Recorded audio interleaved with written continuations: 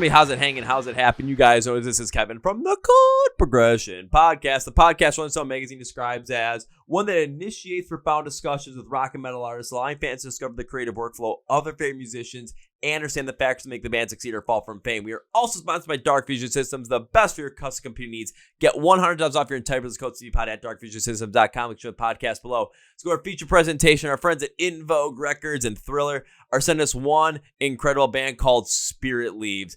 And when we talk to this band, you're going to see not only the crazy amalgamation of their songwriting style, but why they are writing music that they are creating in order to challenge you, and why the artistic dream of it and the amalgamation of that is really the most important thing, because they want to create great music. They constantly want to try different things. They want to push even further where their sound can go. This is the episode for you to check out to get in this band, and you got an hour with us. By the end of this hour, you're going to want you really follow this band. Trust me on that. You guys ready?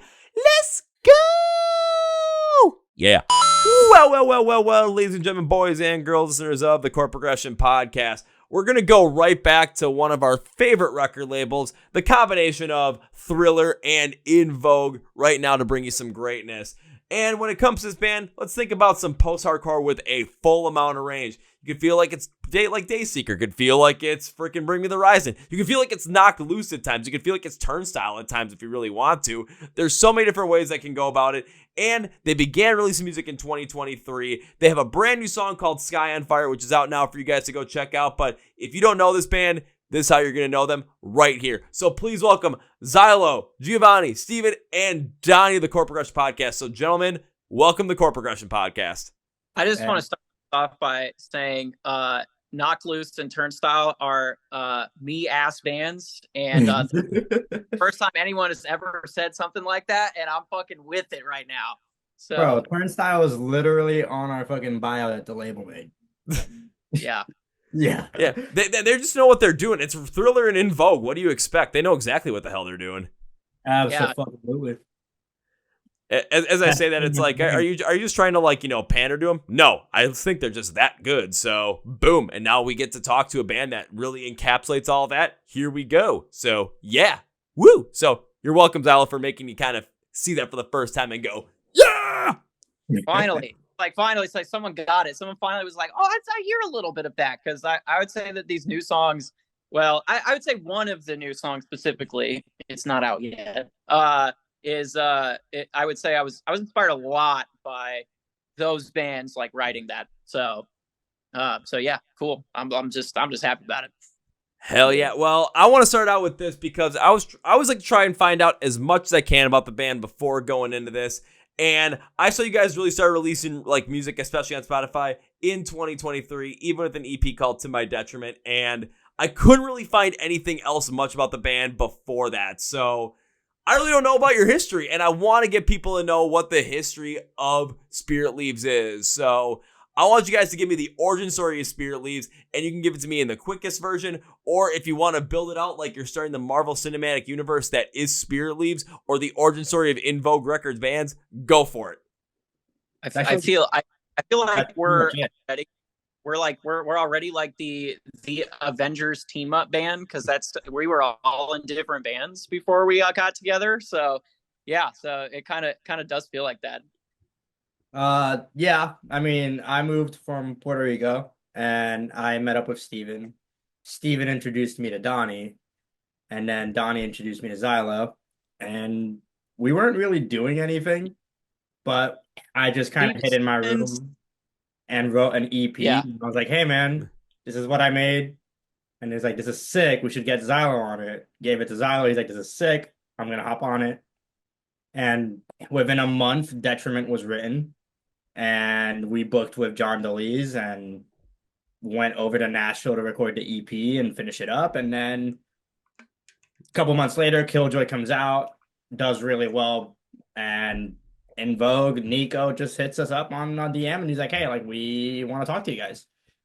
And that was it. So really what you see is really what you get. It's, we were nobody, we were nothing. And we started writing, and then the next thing you know, we release a song and we get signed. And then the EP just comes out. So there's not really like any like thing there. It just happened. It was, I call Well, it I mean, the bottle. all definitely a different band. Steven was in a band called Place Beyond Giants. Donnie was in a band called Sweet Cambodia. Me and Donnie wrote a ton of music together for tons of different people. I was in a band called, I was unannounced in a band called Cat Company for a bit. I had a solo project named XZYLO. There was just yeah, hello, hi. It just, we just all kind of knew each other through writing. I did a lot of producing and engineering, before this band. And that's kind of like how me, Donnie, and Steven all sort of like knew each other, is that like sometimes we would all meet up to write a song or something like that. Well, Steven kind of periodically did. Me and Donnie, we did it all the time. A lot of hip hop stuff, a lot of R&B, pop, indie, rock. I worked on some Sweet Cambodia material. So me and Donnie, we've had like a really strong relationship for a very, very long time. And, but yeah, Donnie's kind of the crux of all this. He met up with Gio, saw something, and went like, yo, we need to get everybody in on this. And I think Steven was even in Sweet Cambodia at that time when that happened. Yeah. So yeah, it's kind of one of those things where it was like, it's kind of a super group or an amalgamation of just, we knew each other, we all liked what we did. And then, the storms collided and made a perfect storm, and I call it lightning in a that's bottle for sure. We have Spirit Lead. Yeah. Yeah. Definitely lightning in a bottle. It definitely feels like that. Yeah. Well, that's a good way to... It was also like, I think, the perfect vibes as well. I think that like at the time that we were writing it, I think, I was like really kind of down, not doing a lot of music. I was drawing back my production stuff. And then I don't know, when Gio showed me the songs and then we kind of saw them live, it was kind of immediately like, oh shit, I still have something to say.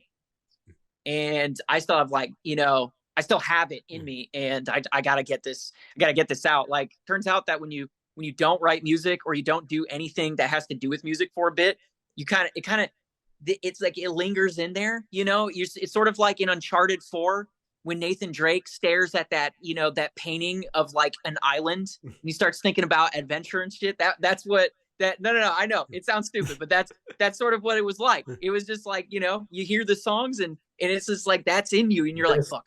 This does not help our case of the nerdiest band in the scene. So. Oh, trust me, I don't think you guys can even come close to being the nerdiest band in the scene right now. I think you guys are definitely up there with some of these references, but when it comes to, I've talked with some other bands that when it comes to like nerd level, they're like nerd level 3000. But it's just the beauty of it, because when I started this out with, you got to tell me the origin story and like brought up, Marvel Cinematic Universe, you guys started talking about this, and while listening in my mind, I'm like, okay, which Avenger of the big four that started out the whole entire thing is which? Who's Iron Man? Who's Thor in this? Who's the Hulk? Who's Captain America? And it kind of what was that? This is Thor.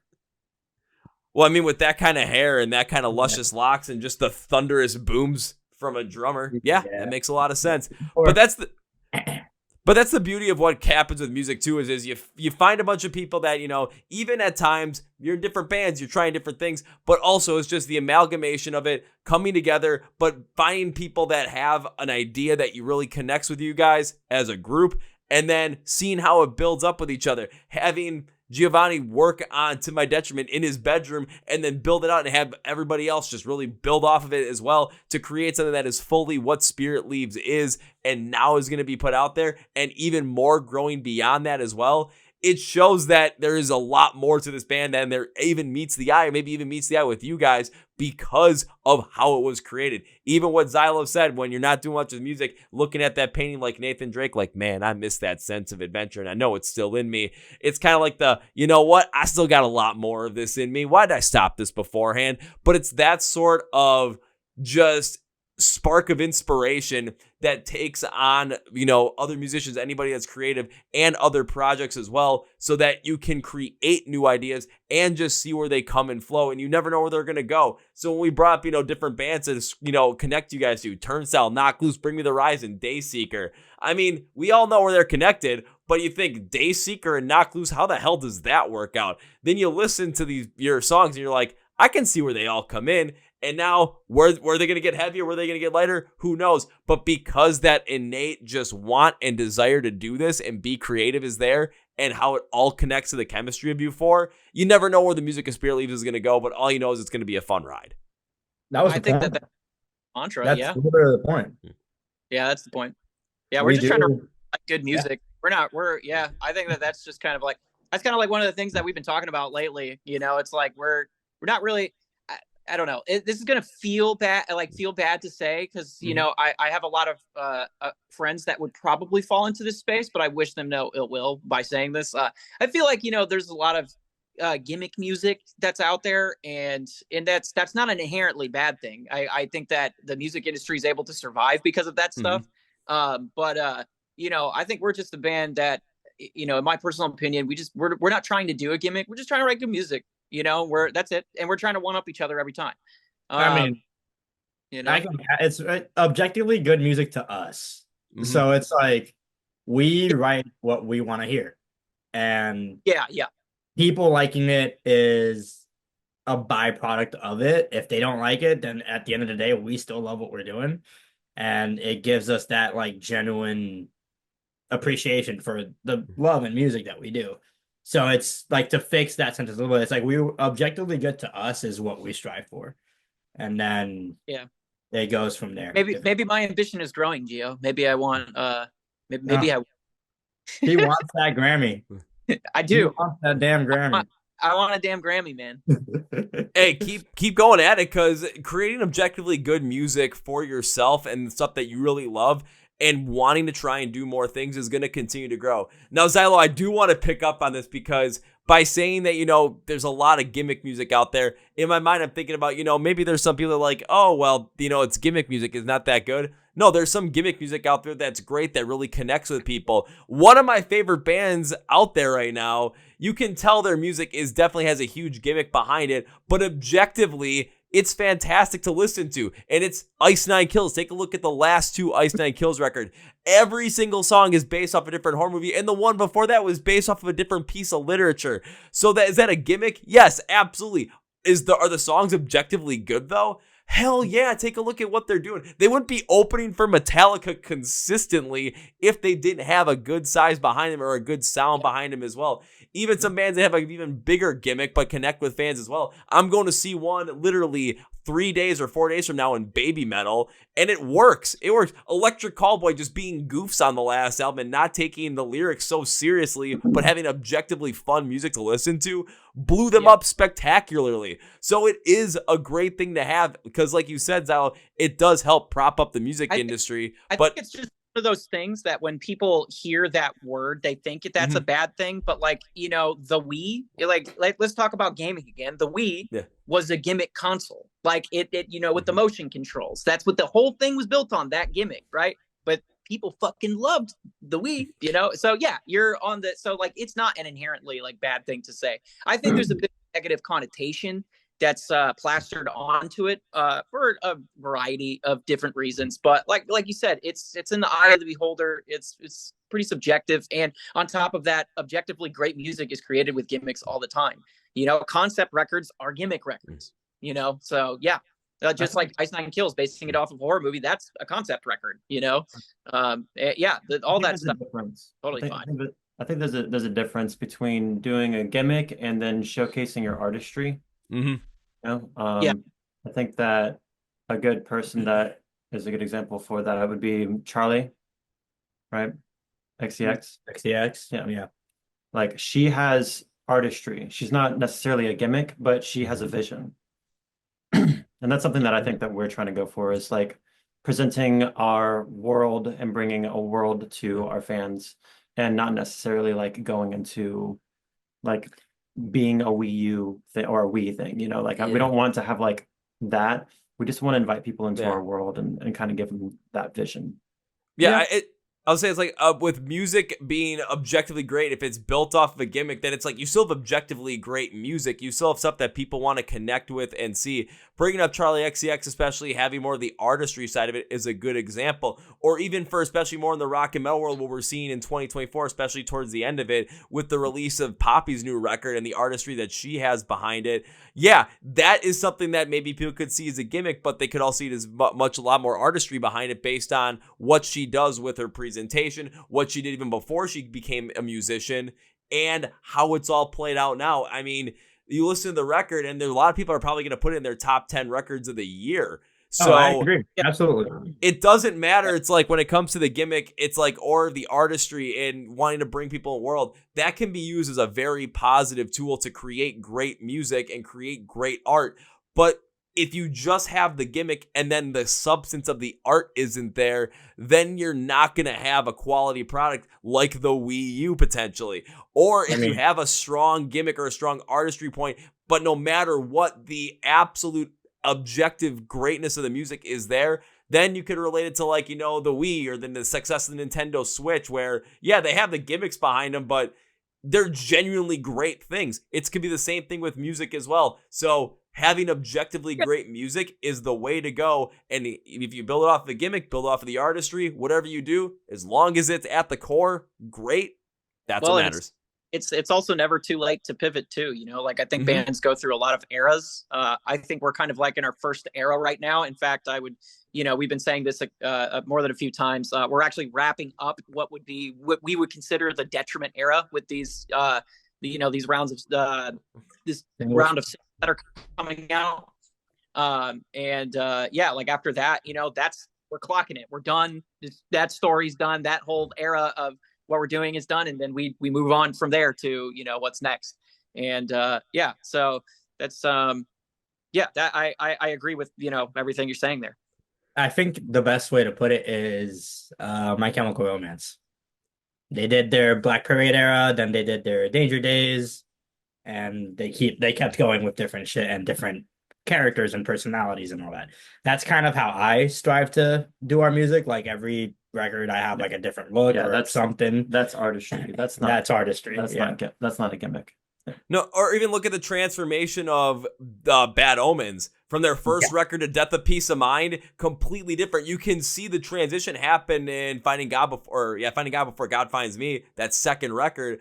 But it's that new era where people want to go and see them and they want to hear the older stuff. I'm one of those people too.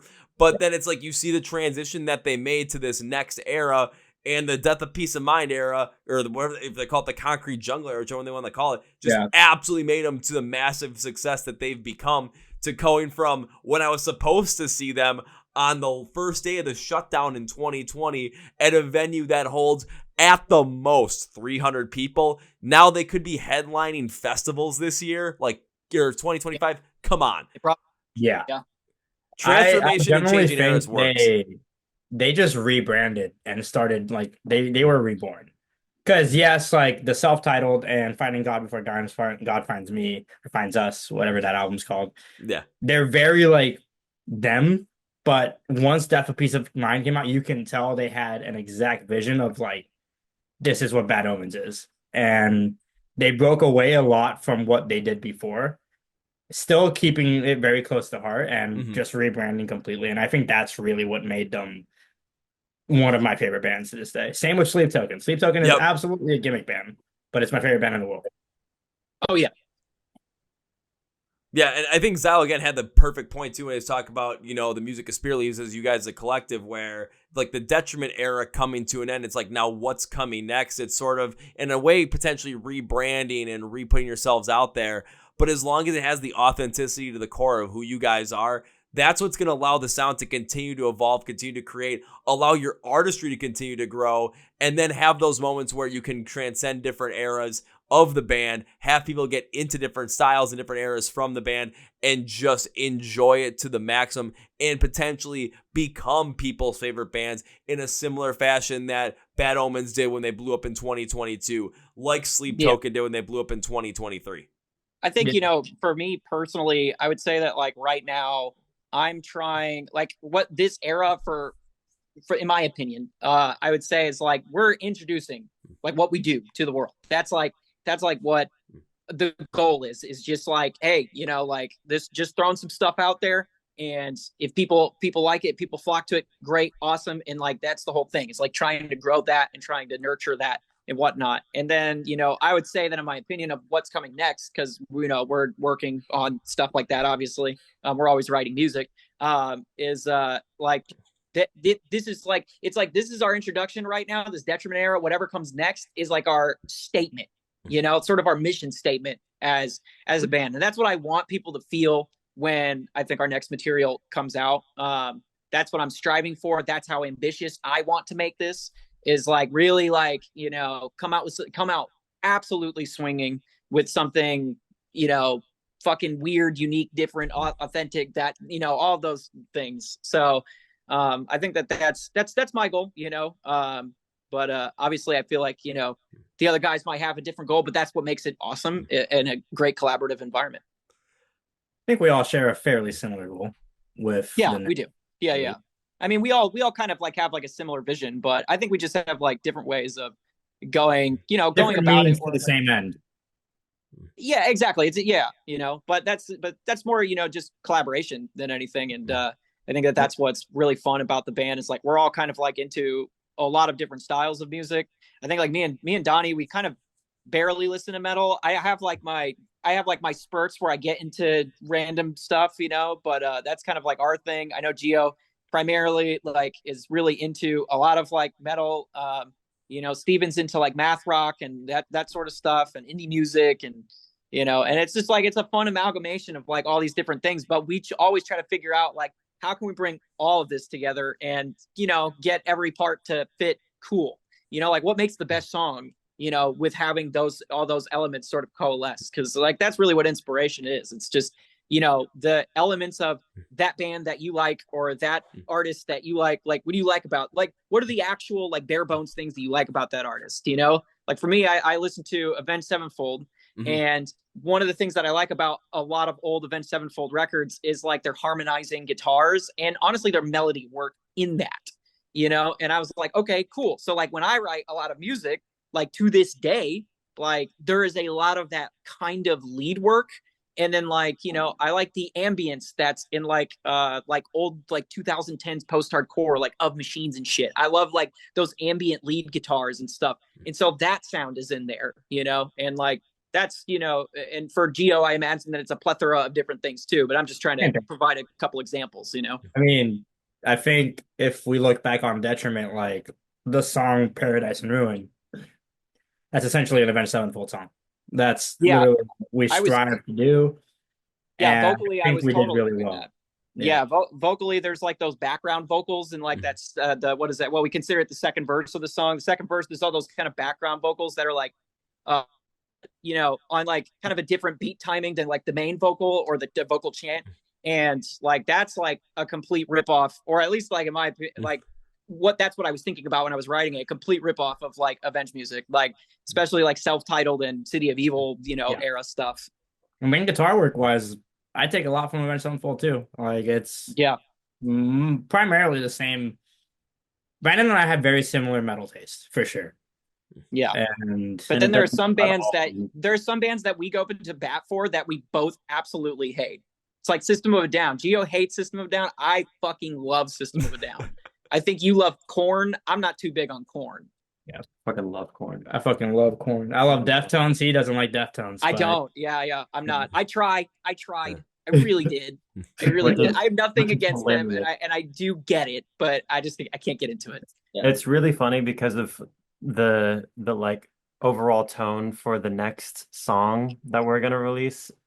It's super Deftones. Yeah, it is. It's super Deftones. I mean, I want to say it's more like, I mean, it's like putting a hat on top of a hat. It's more Mood Ring for sure. But Mood Ring it in essence more Deftones. So it's like my influences they show up there. So yeah. But I was thinking, like, I mean, the verse for me, I don't know why we're talking about this next song so much. It's not even out. I would say that the verse for me, let's give a sneak peek. This is your sneak peek. Yeah, let's get the sneak peak, baby. felt like Doom. Well, let's just with listen vocals. to it right here. No, it Let's felt do like that. the Doom soundtrack, but with vocals. That was what I was going for. Doom soundtrack with vocals, but it just came out Deftones. So Well, no, it is no, what it, it came out. It came out Doom Deftones. Really, Yeah. it's kind of yeah. Okay, yeah. See, there we go. Yeah, It came out as Doom Doom Tones. tones. Doom Yeah. Doom tones. Look, Fuck think about yeah. it this way. Empty Flame is very Doom, like the riffs are just very like on there, and then Sky and Fire comes out and it has that like angelic like kind of feel vibe to it. This next one is just both. It's the marriage of them. That's about all I'll say. And that's all we're gonna say. Yeah. So Yeah. it's the marriage. That's gonna be the last that you will hear about. Yeah, We fun fact about Empty Flame though, since we're on this topic, a lot of the synth work that's in there, I would say you would be surprised at how much synth work is like right over the guitars as like sort of main like instruments. And I would love to like have a reaction of somebody trying to tell whether or not that it was a guitar or it was a synth. And I think that's like a main thing that like I love to do with synths lately, is just making them as dirty and as nasty as possible. Shout out Mick Gordon. You know what? Just from that idea, what you guys should do, like, you could even use this as some sort of social media type idea, is send that song, Empty Flame, send it to Reactor, send it to people that are interviewing you. You could have done this to me as well, and have them listen to it and have them try and figure out if it's synth or if it's a guitar, just to see what happens, to see if they can get into it. And then all of a sudden, if it's like, then you can react to it and be like, ha ha ha, you're wrong. Like, can you imagine Nick Nocturnal trying to get into it and all of a sudden you're just laughing? You're like, you know what? You thought it was guitars, but that was just some nasty, nasty synth I put in there. So, Yeah. what do you Sometimes think it's about both. that?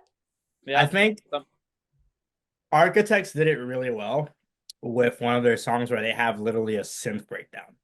And it's not a guitar, it's just a synth, and it sounds like a guitar, and it's so sick.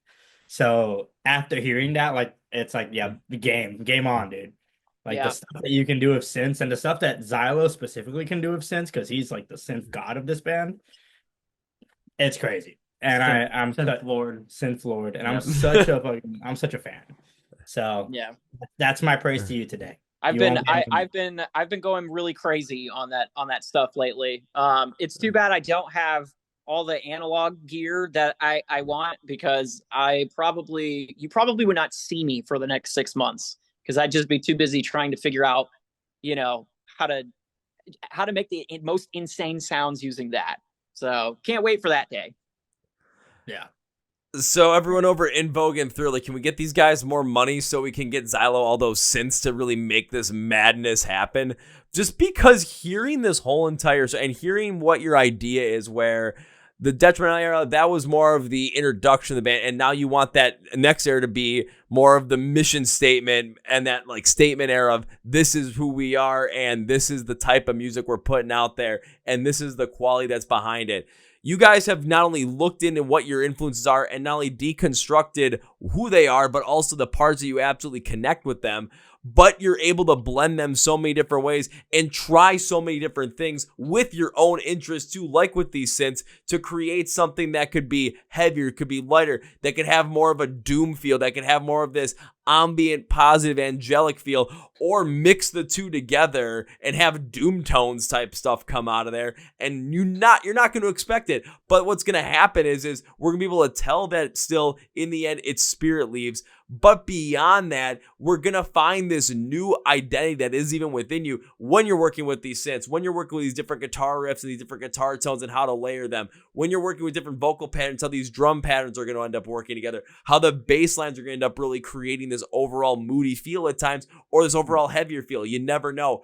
But it's the freedom to be able to do this and the willingness to try so many different ideas because you know where the influences come from for you, but you know specifically from which artist and why. That's going to be something that I don't think a lot of bands, especially younger bands, really end up doing and really end up getting that deep into. But you guys not only went deep into it, but you went deeper into the deep of it. So that's why when it comes to the second era being the statement era, it's very plausible to believe that this is going to happen. And you never know exactly what's going to come next, but you know it's going to be something that's going to not only take you by surprise, but it's going to have so much thought put behind it that it's going to be nuts. You just got to be ready for it. I'm going to be honest with you. If the next era of our band doesn't slightly confuse people in a good way, I don't think we've done our job right. I think that's sort of the one missing thing, because surprise is a great word, but I think slightly confused is going to be even a better word. So that's kind of where I'm at, which sounds crazy, but I think, I think everybody will see what we mean when it finally goes down. That's exactly what we want. Exactly the point. What if we just gas it up and never do it? We just break up after this. Yeah, let's not have that happen, guys. That's pretty bad. The biggest confusion that we can give them is we're Big Things Coming the band, dude. That's what's going on right now. Can you guys put that on a shirt and start selling that? We're Big Things Coming the band. Oh, actually, I would do it right away. We played a show the other day, and the drummer for Heavy Hitter was there. And one of the first things is like, big things coming. He's like, absolutely. It's a universal joke of just like all the time. Yeah. To be fair, a lot of times on this podcast, bringing artists on, if I get an idea for like something with merch or something that you could market with, like I'm just going to throw it your way. And if you use it, go for it. The one I'm still trying to get is the band Archers to create a shirt that says your mom's favorite metalcore band. But they still won't do it. It's like, come on, that's perfect. I love them. But I need that. I kind of want to expand one more thing that you said, Zal. It's like we want the next era to confuse people, but also you could probably use the word to challenge people, because when it comes to your music, if you're creating something that has a different feel to and you're trying to make that statement, there's going to be times where people that liked what the previous era was, they're going to be maybe not too happy with it, or really not like, oh, I liked what it used to be, or really have this feeling of, I really want to see where this goes and go further and expand on it. And that's where the sound can really grow and become a favorite band of so many people. I'm going to use Bad Omens as the example because Death of Peace of Mind challenged the hell out of me. And I like the older stuff more than I like Death of Peace of Mind. But it challenged me to think about, wait, why did they go this route? But also, does this absolutely work? Does this really work out? And Bad Omens ends up being one of my favorite bands, even though Death Peace of Mind my least favorite album from them. But there's such an appreciation for the way that music challenged you, especially when it came out, and still continues to challenge you to this day, where if you guys are able to maximize out on that potential challenge with new music to the listeners, you could really create that moment that gets people to not only love it, but people that aren't into it right away to have to really think about it and try and why am I interested in this? Why am I thinking about this way? But why do I like this piece of it? Why am I constantly drawn to it? That could be something of really bringing so many more people into the band. And that's just through the genuine want to do the music that you're doing. No, I think that you're right. I think challenging is the actual correct word, but I like to stir the pot, so I want to say confused. And I think that's, but you are absolutely correct. Yeah, I think that's kind of, what we're doing, but we also want to challenge ourselves too. I think, I think there's a side of us yet that I think we have, that we've yet to sort of reveal. And I don't know exactly what that entails, but I know it's there. And I know that we know that we want to, do those things. So, I think that's sort of that's why the mission statement, and then in that next era will be important, because like every band that comes out with their debut album, that's your mission statement album, So for us, I think that really the goal and why we want to, go in so many different directions is, so we can sort of stay open to the possibilities and be able to, I guess, adapt no matter what happens, in music, as well as being ourselves, because we'll only adapt in ways that we genuinely, love. So challenging people, I think is for me, it's always a good thing. I've definitely listened to plenty of challenging albums in my lifetime from bands, that I either like or don't like. I would say that one album that challenged me a lot, man. I'll give a good example of this. It was Childish Gambino's second album, Awaken My Love, I think that's what the album was called. When that album first came out, I wanted Because of the Internet too. I did not get that. I got a 70s kind of R&B album, 70s maybe / early 80s kind of thing. And I absolutely just did not like it because I wanted that. And then years later, I'm sitting here listening to like Teddy Pendergrass and Stevie Wonder and Luther Vandross and all that. And then I kind of find my way back to that album and I go, holy shit, this might be his best work, you know? You know, so like if things, you know, don't hit you now, they may hit you later, depending on where your musical tastes sort of take you. And I love taking people on that musical journey. And I love people who like taking that journey themselves, you know? So and I think that's the kind of band that I strive to be. I was going to say, like, if there's anything that Spirit Leaves loves doing is we love taking risks. And in every song, we take a risk. Every song. It's always been a little bit of a risky moment in there. And it works out for the better every time. Sky on Fire solo. That's a risky moment. Like the perfect example I could give is the solo in the middle of Sky on Fire was not supposed to be there. It's like metal, and then it's like city pop solo. So like Heavy city pop. Brandon and I were at odds for a bit because he was like, I think there should be vocals in that second verse. And I'm like, no. Like, yeah. Let's have a solo. Let's see what it. And then I did it, and he's like, okay. Well, I liked the solo, so I think that was I think that's the most important thing. Is that that sounds so bad. No, is that I liked the solo, but I was very afraid of like just straight vocals missing for like what 45 seconds or something out of that song. Like it's a huge chunk where you can kind of keep doing exciting things, you know. But there's more things that you can do in a song that are exciting besides adding in vocals. So I think that so it kind of came out the way it did, and I love it for it. It's one of my favorites because of that. Think about it this way. I'm trying to make Spirit Leaves into a easily digestible prog band. That's literally what it is. Kind of, yeah. Yeah, it's easy prog. Easy prog. Yeah. Oh my God, easy prog. There we go. Easy prog. Like I'm thinking like easy core, like if Chunk No Captain Chunk or they remember it started to make prog music. I'm like, my God, can you imagine what that would sound like? I kind of want to actually they should make a prog album because their technicality is off the goddamn charts. I know.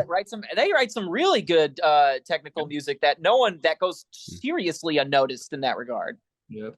Yeah, if you listen to their 2021 album, like there's some songs there you just listen, you're like, they did what with that? Like I remember interviewing them for it. I'm like, this was insane. Like there are two songs that stand out as like, okay, this is what people expect. You're really gonna get into it. It has the positive overall easy core vibe to it. But then the deeper cuts, it's like these are definitely some much more like deeper thinking, progressive kind of sounds that even if I'm not as much into, I'm like, damn, that took some balls to do, but it worked. Yeah. And that's really what it takes, though. For music, you just gotta have balls to do shit. Yeah. And it really cements you when you do. Like, thank you, John, our producer, for knowing when to go balls deep and knowing when to pull back. Because you know, one of the new songs that's gonna come out, there is a 6-minute cut, I think, of the song. And John went, dude, this song's too good to be 6 minutes long. It wasn't even John, though. It was Nico. Our producer was like, yo, cut that. Like, Nico, our A&R, he's like, cut that song. Yeah. And I'm like, no. Well, and then John's like, no, cut that song. And we were like, okay. Yeah, we had like a whole, like... It was a whole, like, deathcore breakdown. Like, it was insane. And honestly, to this day, I still want to release that. I would love to release the demo of that. The time of day. No. Like we can release it. It's gonna be the B side. It's gonna be one really of those B-side cuts. Hey, here's the shittier version.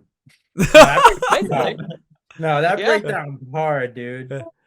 No, you could definitely release it in a director's cut. Yeah. Also, you could definitely release it in a different way, especially one that's going to maximize on it. Of course, probably after the song that's fully finished of it comes out. I would still love to hear a demo, because when you're talking about, deathcore breakdown sounds like 6 minutes. Can that be done in a deathcore song that's 6 minutes long? And all I'm thinking of is, well, Lorna Shore really hit it off, right? So it can work. People like that kind of stuff. Dude. No, that one was definitely a weird one. I'm about taking smart risks, okay? I like smart risks. Hey. Not every risk, smart risk, but it's I I feel like one day we're gonna have like a 5-minute, or a 6-minute song or like something like that. That's not really out of the realm of possibility, for us and whatnot. But I just think looking at it now, that song was too boring to be 6 minutes. You know what I mean? And condensing it down to what we did makes like that the most exciting parts, were kind of like, that was the move. So it was the right move.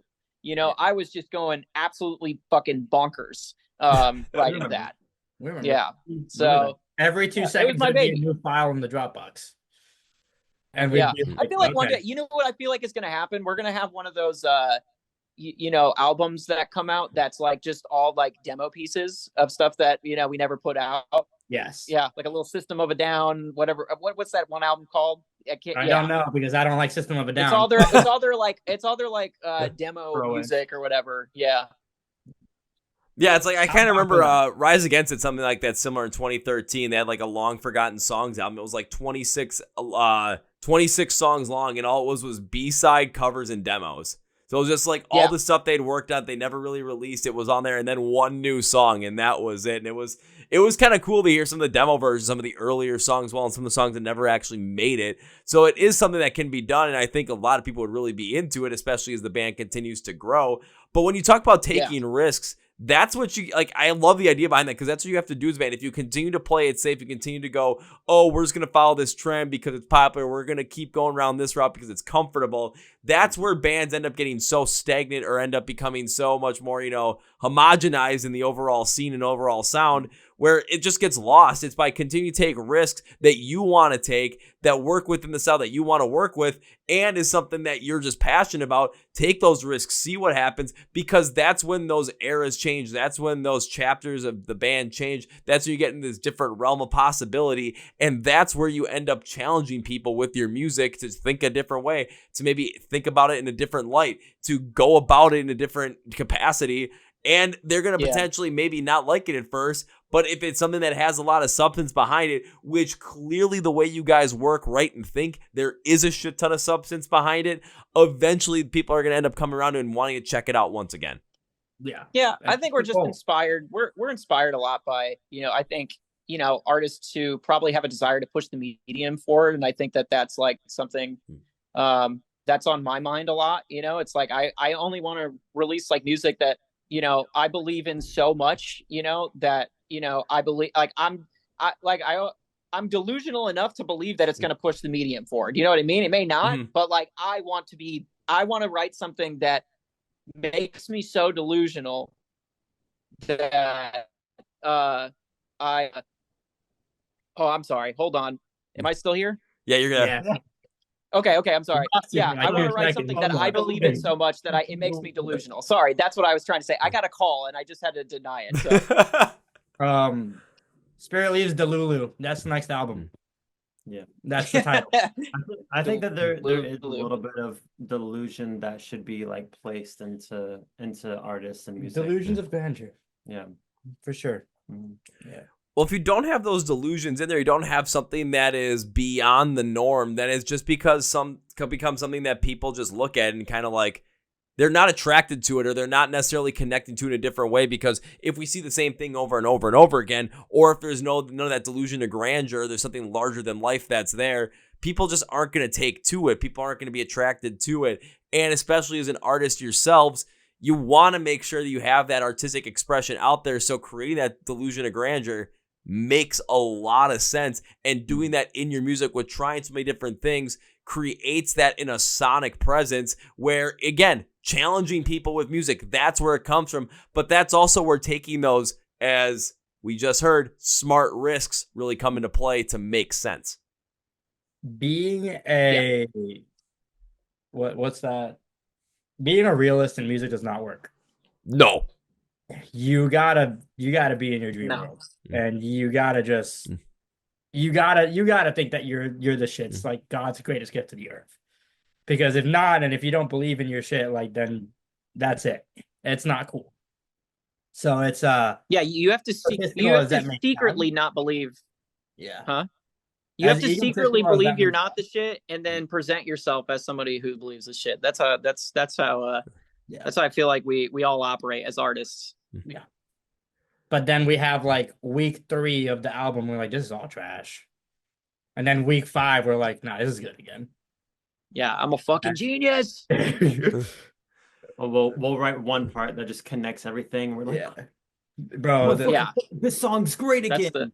That's the fucking drug, man. That's the drug right there, dude. When you just get up, like, crack the and song. you just know that like what you wrote was good, and you're like, let's fucking go, dude. And you're like, yes. You're like, I'm fucking right here, bitch. No one has this.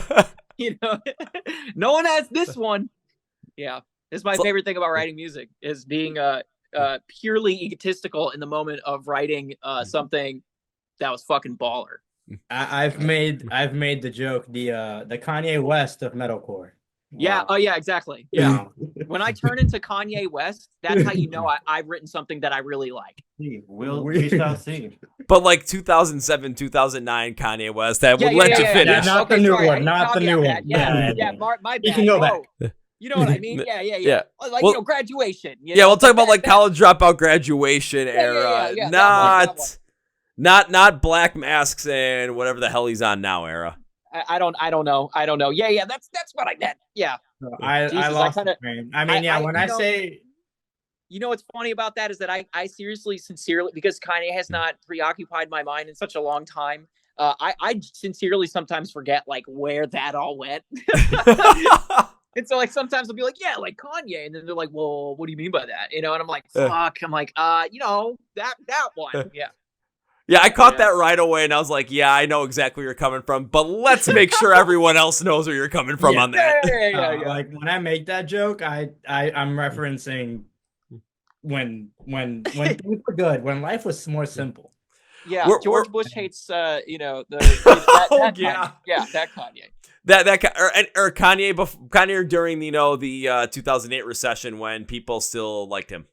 Yeah, exactly, and spoke out, in I think pretty genuine ways.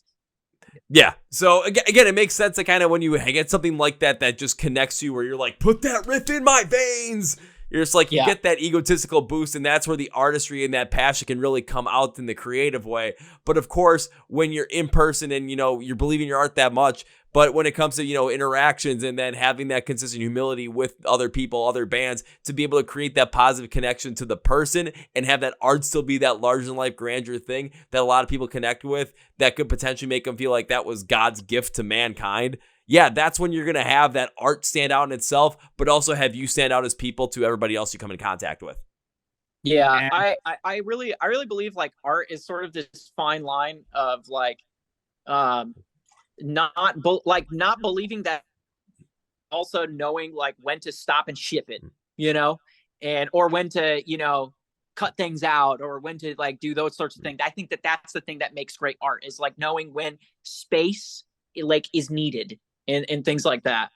So yeah, and those interactions, and those moments, they don't come easy, and you only really know that you just did that after it happens, and I think that's like one thing that's the worst part about writing art, and the best part, because they don't come all the time. It's and you have to constantly write to maybe make a difference in how many times it happens, I think there's, and I think that's to say about letting go of ideas too.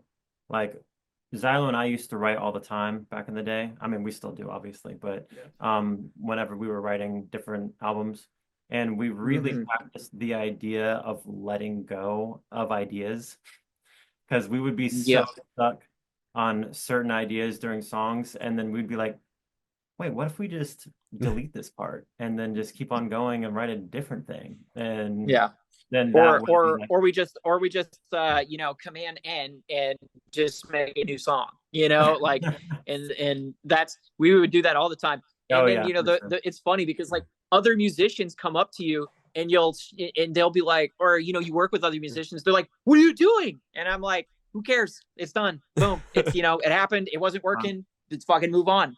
You're gonna get that. You're gonna get somewhere eventually. You just got to keep fucking racking your brain until it happens. To tie that, and I think that's a huge thing that's helped. To tie that into us, Chaos Control is a perfect example. That song had like 7 different versions.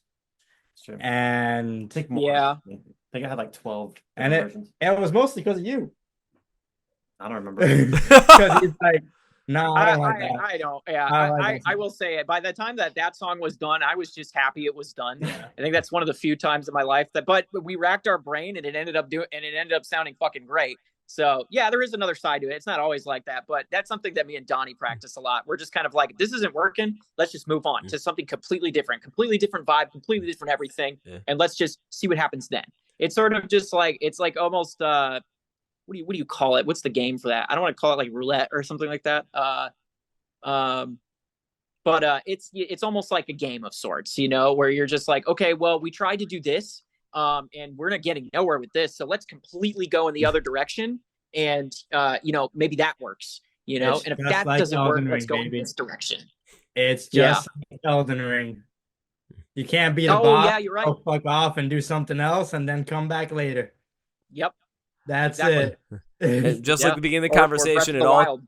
just like the beginning parts of the conversation all comes back to nerding out about video games. But That's really, what literally what it fucking is. At this point, like I've been playing so much Cyberpunk that I'll be surprised if that doesn't make it to the next record. Like that's just how it is. Hell yeah. Well, I mean, for me, it's like if I'm listening to something or if I'm learning out about something, give me 1 second. I'm sticking with the good old classics from the N64 days. Yes. So There we go. hey, There we hey, go. maybe throw some of this music in there too, because you never know. This soundtrack and all the levels freaking rocks, man. But that's just me. So two fun facts. One, I wrote a video game pop EP called Lost in Delfino for my solo project. Nice. That is a thing that's a real thing that did come out. Me and Donnie, and some other people, we spent a long time. That album I put a lot of fucking work into. What is it? One of the songs on there is actually called "For on a Lullaby 2077," and I think I was trying to reach out to CDPR and certain people to see if I could get that song in the game because it wasn't out yet when I wrote it. So yeah, 2 fun facts about nerding out about video games. It's definitely going to be in the music because that's where a lot of my synth inspiration actually comes from is that era, specifically like 90s Genesis, N64, early 2000s video game music, GameCube and PS2. Specific era, that really specific era where hip hop was in video game music a lot. When that was going on, that's the best era of video game music, and that's where I take the most inspiration and try to bring it into a lot of what we do here at Spirit Leaves.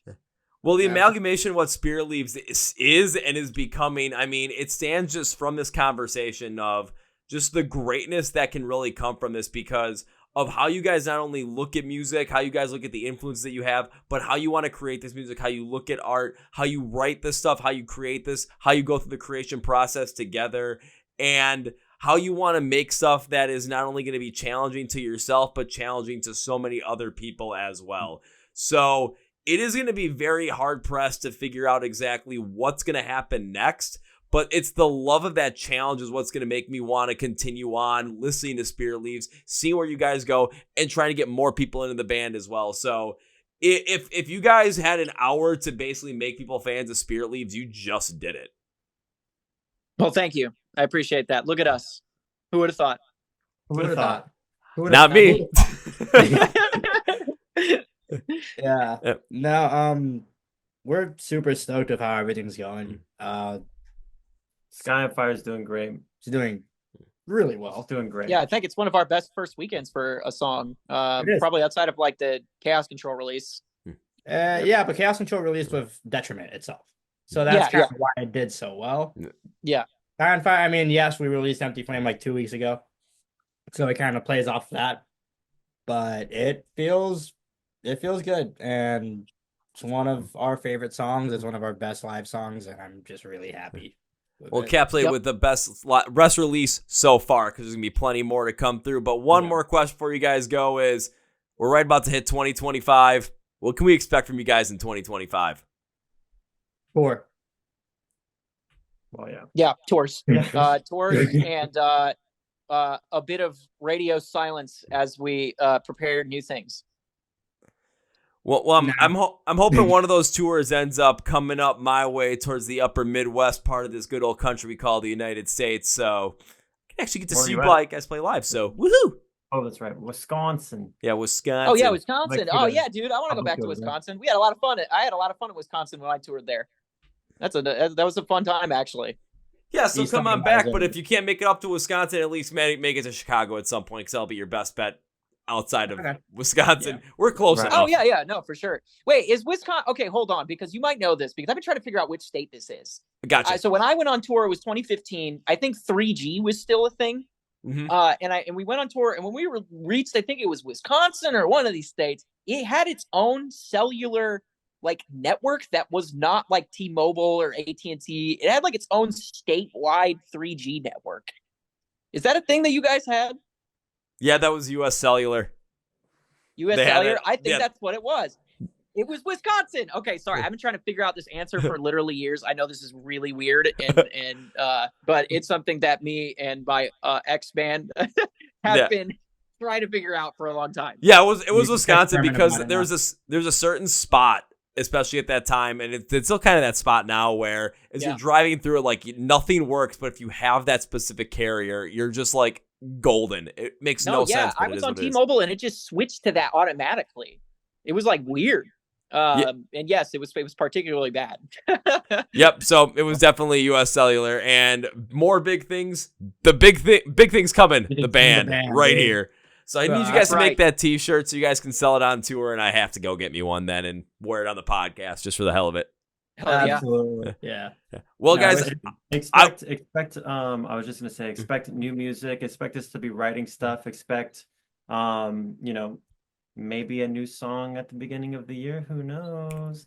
Expect a bunch of good stuff, expect more shows across the country. And yeah, expect some cool things as far as And shout out all South Florida metal. Florida represent. We're making some bangers over here. All right, come check us out. Come to Florida. yeah.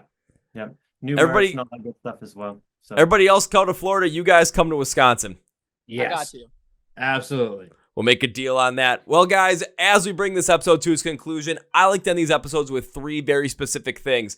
First thing is, when it comes to Spirit Leaves, everybody, this is what you're going to want to do. You're going to want to follow along with this band because they're making music that is going to challenge you, and you're going to either like it right away, you're going to be put off by it right away, but you're going to come back to it because it challenges you, just like what Bad Omens did with Death, Peace of Mind, just like what Sleep Token did Take Me Back to Eden. You're going to want to get into this stuff because it's going to be challenging, but also all-encompassing of a lot of great things. So here's what you're going to do. Description of the podcast, where it says find Spirit Leaves online, links, labels for everything you're going to be down there. Social media, YouTube, where you can stream all their music, where you can check it out, where you can go find them live, and where you can go get their merch as well. So go and support these guys. All of it's down there for you in the podcast description below. Now it's time for number 2. Whenever I'm guesting the podcast and driving the podcast, I tend to make a promise as a way to say thank you. I appreciate you guys taking the time, and I wish to see you guys do great in the future and wish to continue to support you.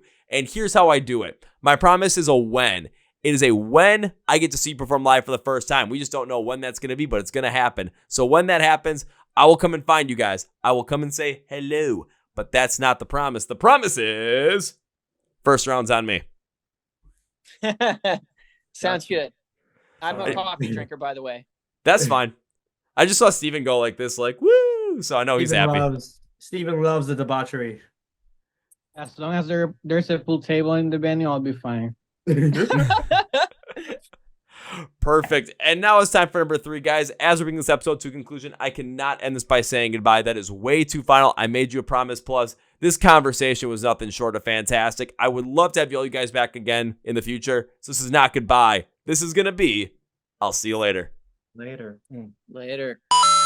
Well, folks, this is my interview with the guys from Spirit Leaves, and now it's time for Kevin's final thought. My final thought on this one has to go this route. So we've had a lot of bands on here. We always see a lot of great music, hear a lot of great music. And when it comes to Spirit Leaves on this one, the thing that got me really into them was when they talked about the artistic vision and why they constantly want to confuse people, but then using the word challenge is a lot more of a word that I think really works. I remember talking with Woody from the band Polar about their new music that came out at the end of 2024 with the album 5 Arrows, and how the new music they were making had a lot of people happy about it. A lot of people were really disappointed in it and unhappy with it because it wasn't what they were expecting or it didn't play it safe.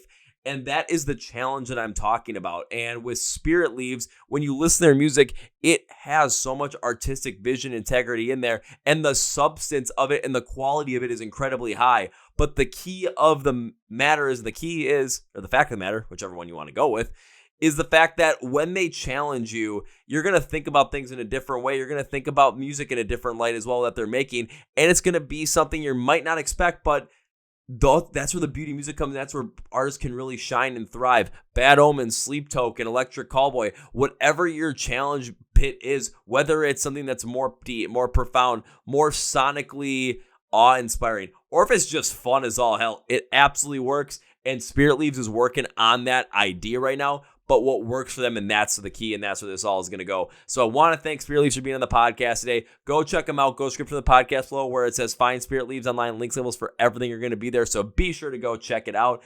Beyond that, though, be sure to follow us on the Chord Progression Podcast. We're on Facebook, Twitter, Instagram. Links below as well. Hit subscribe on YouTube right down here. Hit the follow button on Spotify and Apple Podcasts. Hit the like button to push these episodes even further. I want to thank Spirit Leaves for coming by. They'll be back. On that note, that's gonna be it for me, everybody. Thank you very much for listening to the Chord Progression Podcast. My name is Kevin, and you guys know how I end every single one. That was big, healthy, and hearty. See ya. Yeah.